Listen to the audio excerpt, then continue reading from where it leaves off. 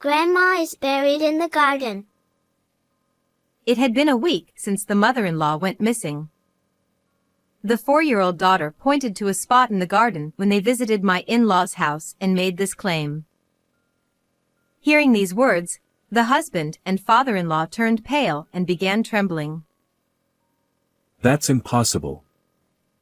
It's just a child's nonsense. However, I was the only one who believed her because I knew the daughter had mysterious powers. Let's dig. When I rushed to the garden and dug up the soil, I found the mother-in-law in a terrible state. And then, terrifying truths began to come to light. I am Summer, a 32-year-old office worker. Our family consists of my husband Niall, who is 5 years older, and our 4-year-old daughter Addison. Niall, who is cheerful and talkative, utilized his sociable nature to become a hairdresser and eventually started his own salon. The father-in-law is the complete opposite of the husband, being strict and stern, but the mother-in-law is very kind. Having lost my own mother at a young age, I adored her like my real mother. The 3 of us lived happily, and our relationship with the mother-in-law was wonderful. However, there was one concern. I couldn't get along with my father-in-law, and our relationship was strained. He would turn away or ignore me whenever I visited the in-laws' house. A spoiled girl like you is not suitable for Niall. You should get a divorce. He even went as far as to suggest divorce. Does he hate me? When I consulted with the mother-in-law, she was shocked and denied it. I'm sorry for making you feel bad.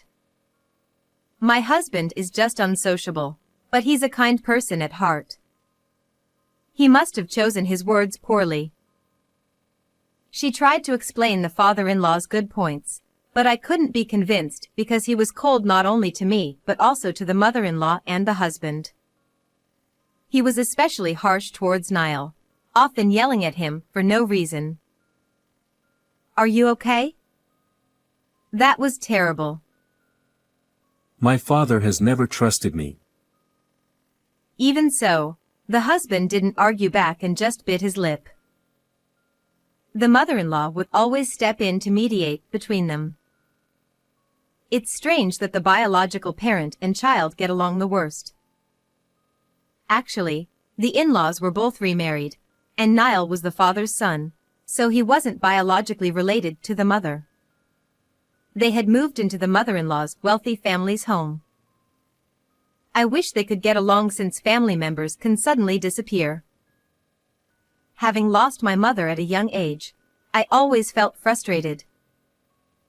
2 years into our marriage, filled with complex emotions towards the family, our daughter Addison was born. The demands of childcare kept us away from the in-laws' house, which was a 2-hour drive away. I wish we could visit more often so they could see their grandchild. However, when Addison turned 1, my father, who lived alone in his home, fell ill, and I started visiting him for care, which made visiting the in-laws even more difficult. When Addison was 3, despite my efforts, my father passed away. At the funeral 2 days later, the father-in-law attended with a stern expression and said nothing. Even at a time like this, he doesn't say anything. He's really cold. Sensing my distress, the mother-in-law gently comforted me. It's tough, isn't it? We're here for you. The young daughter, not understanding that her beloved grandfather had passed away, looked around the house and talked to herself. Huh? About Mom? Yeah. That's good. Addison, who are you talking to? I can hear Grandpa's voice. He says it's good that the scar on Mom's forehead isn't noticeable anymore. I was shocked. When I was around 2 years old, I had a bad fall while walking with my father, and a piece of glass had deeply cut my forehead. The scar had become almost unnoticeable as I grew up, which had always made my father happy. But Addison shouldn't have known about this. It's just a child's words. Addison probably dreamed about it.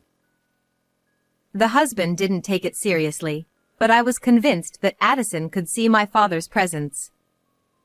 Addison must have the ability to understand the words of people who are no longer in this world.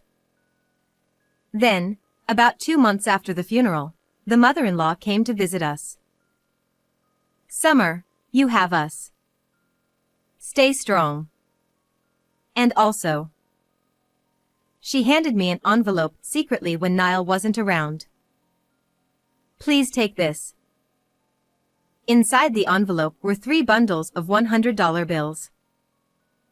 I was utterly shocked and confused. "Why are you doing this? I can't accept this." "Huh?"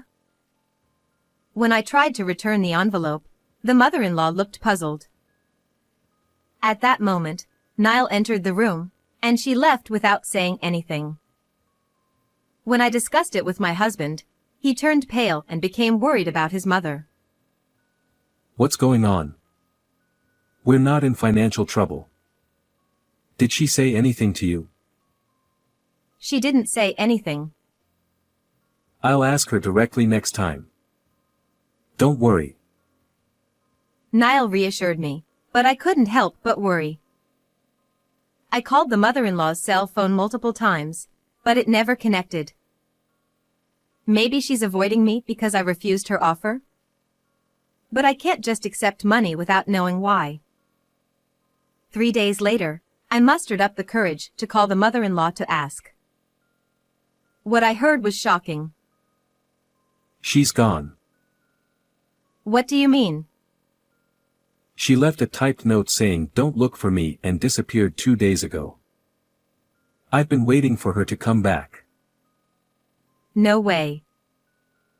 According to the father-in-law, she had disappeared the day after she visited us. She must have had a reason for bringing that money. I should have listened to her. I deeply regretted not understanding the situation. When Niall came home, I suggested filing a missing person report, but he stopped me. Mom must have had enough of Dad. It's probably just a runaway. She'll contact us soon. Thinking about the cold father-in-law, I agreed with Niall. However, that night, the daughter pointed towards the in-laws' house and said something shocking. Grandma is calling. She says to go to Grandpa. Let's go, Mom. What? I couldn't believe my ears, but I quickly remembered the funeral. Addison could talk to the deceased. If she could hear the mother-in-law's voice, then... With a bad feeling, I decided to go to the in-laws' house the next morning. Hey. Nothing good will come from dealing with my father. Ignoring my husband's attempts to stop me, I started preparing to leave with the daughter. Oh, fine. I'm worried about you too, so I'll come too. It was Saturday, and Niall, who was off work, drove us there. When we arrived, the flowers in the garden's flower bed were withered, indicating that the mother-in-law wasn't there to care for them. What are you doing here? The father-in-law appeared at the entrance with a sullen face. We're worried about your wife. Humph. At that moment, Addison, who was looking at the garden, suddenly shouted in a panic. Grandma is buried in the garden. Over there. That's impossible. It's just a child's nonsense. The father-in-law turned pale and denied it, but I believed the daughter. Addison had mysterious powers. Let's dig. I ran to the garden, grabbed a shovel left there, and started digging. Soon, the mother-in-law's altered face emerged from the soil. Oh no! How could you be covered in mud like this? I was so shocked that I collapsed to my knees. The father-in-law was also pale. Then Niall shouted at the father-in-law. His eyes were wide, eyebrows furrowed, and he looked like a demon. You did this, didn't you? I didn't. What are you talking about? The father-in-law denied it frantically, but the husband didn't believe him.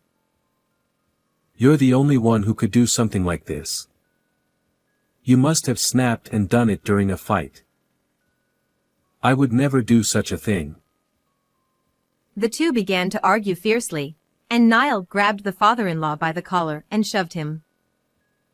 Let's get Mom out of the ground. Niall took the shovel from me and started digging out the mother-in-law. The father-in-law just stared in shock, still on the ground. At that moment, the daughter pulled my hand and whispered in my ear. Grandma says to look behind the vanity. Leaving Niall and the father-in-law, I sneaked into the mother-in-law's room with Addison. There, we found the mother-in-law's diary, revealing shocking truths. So that's what happened. Unforgivable. I clenched the diary tightly and vowed revenge. At that moment, I sensed a figure behind me. Turning around, I saw my father-in-law with a demonic look on his face. Stay quiet. He spoke quickly, then dragged my daughter and me, shoving us into the back seat of the car in the garage. He started the car hastily. Where are you going? Bring back Summer and Addison. Noticing the engine's sound, my husband, furious, chased us in his own car. Trembling with fear, I held Addison and my mother-in-law's diary tightly. My father-in-law's car turned into a side street ahead but had to stop as it was a dead end. My husband quickly caught up, blocking the road with his car and got out. Open the door. You old bastard. Seeing Niall banging on the driver's side window, my father-in-law, resigned, got out of the car with my daughter and me. Summer, Addison, are you all right? My husband tried to pull us into his embrace, but I slapped his arms away forcefully. No. Don't touch me. Holding Addison, I moved behind my father-in-law, who spread his arms, standing protectively in front of us. My husband, looking incredulous. What's wrong, Summer? It was you who did it to your mother, wasn't it? Glaring at my husband with contempt, I accused him, and his face turned pale as he started shouting. What? It was that old man there who did it. You can tell from his tyrannical nature. No. I was strict with you so you wouldn't do any more harm. I spoke to Summer out of concern, but the words just wouldn't come out right. My father-in-law bowed his head, giving me an apologetic look. At that moment, I understood what my mother-in-law meant when she said my father-in-law was a kind man despite his gruff demeanor. In fact, my father-in-law had revealed Niall's past to me while we were fleeing in the car. My husband had been a regular troublemaker, frequently called to the school and taken in by the police. He would steal money from wallets and shoplift. Even after my father-in-law remarried, he continued to verbally abuse my mother-in-law, telling her that as a stepchild, he couldn't inherit her estate and demanding she adopt him, saying it would be great if she disappeared. How could you say such terrible things to such a kind mother? My voice shook with anger. My father-in-law's harshness towards Niall stemmed from his greedy actions. Furthermore, my husband continued lying to get money even after our marriage. He used me, claiming I had been tricked by an acquaintance into debt and needed money. I can't believe this. What were you thinking? When I yelled, my husband flinched and shrank back. My mother-in-law must have tried to give me a large sum of money out of concern, believing my husband's lies. I was just a little short on cash. Stop being hysterical and calm down. How dare you speak to Summer like that? My father-in-law bared his teeth and shouted at Niall, who was making excuses. You hid your faults, spoke ill of me to your parents, and spoke ill of my father to me. That's the lowest of the low. Ugh. My husband, teary-eyed, was overwhelmed by our combined accusations. Then, looking like he had an epiphany, he started ranting. But that doesn't justify me taking her life. Don't accuse me without proof. The proof is right here. I thrust my mother-in-law's diary at him. According to it, she had consulted my father-in-law and decided to leave all her inheritance to her granddaughter, Addison, through a will deposited with a lawyer. However, Niall unexpectedly found a hidden copy of the will and demanded the real one, making her fear for her safety. That's a lie. It's just the ramblings of an old woman. Besides, a diary isn't proof. As my husband smugly dismissed it, Addison suddenly staggered, her face turning terrifyingly different as she shouted in a low voice. I won't get the inheritance because I'm not her biological child. I'm furious. I'll send you to the other side. Hearing this, Niall's eyes widened, and he collapsed to his knees, trembling. How does Addison know my last conversation with Mother? Can you really talk to the dead? Is Mother here? Addison, rolling her eyes back, nodded with her head lolling. A warm wind blew, ruffling Niall's hair as if being patted. Stop it, Mother. Turning pale, my husband began to cry and made a shocking confession. I wanted money. I had an affair with a married woman I met at my salon and had to pay compensation. I also harassed a new hairstylist and had to pay more compensation. It's terrible. What? You did that? The terrible one is you scumbag. Hearing my husband's misdeeds, my father-in-law beside me held his head in his hands, shocked by his fears coming true. I thought the inheritance would cover the debts I incurred from the compensations, but she left it all to Addison. Niall ground his teeth in frustration. Did you see your mother as just a wallet? No wonder she decided to leave you nothing. My father-in-law shouted, veins bulging on his temples, and finally, Niall confessed out of defiance. Yes, so I got rid of her. Everyone fell silent at his horrifying words. It was you, after all. No. That's not. Having blurted out the truth, Niall panicked. I'm her son, so I'm entitled to the inheritance. After 7 years of her disappearance, everything would have gone to my father and eventually to me, so I took a knife. Suddenly, a strong wind blew from behind Addison. I always believed in you, always. Always. Addison, eyes rolled back, raised her hand, causing a whirlwind to form around my husband, assaulting him with a warm, stormy air. I'm sorry, Mother. Forgive me. Niall, covering his head, curled up on the ground, tears and drool dripping as he begged for forgiveness from my mother-in-law. My father-in-law, seeing his son in such a state, bowed his head deeply. The wind stopped, and Addison's expression returned to normal. Hugging my exhausted daughter, I told my husband, "It's too late for apologies. Your mother's life can't be restored. Tell the police everything honestly."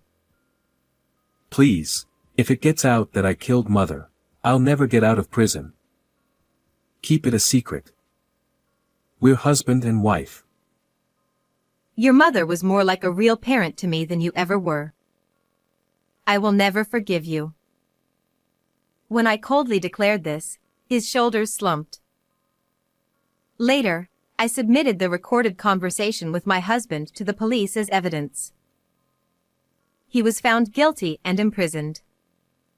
I divorced Niall and demanded $20,000 in compensation for emotional distress and $100,000 in child support.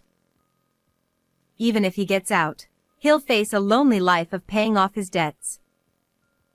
Now, I've come to appreciate my father-in-law's kindness and we continue to keep in touch.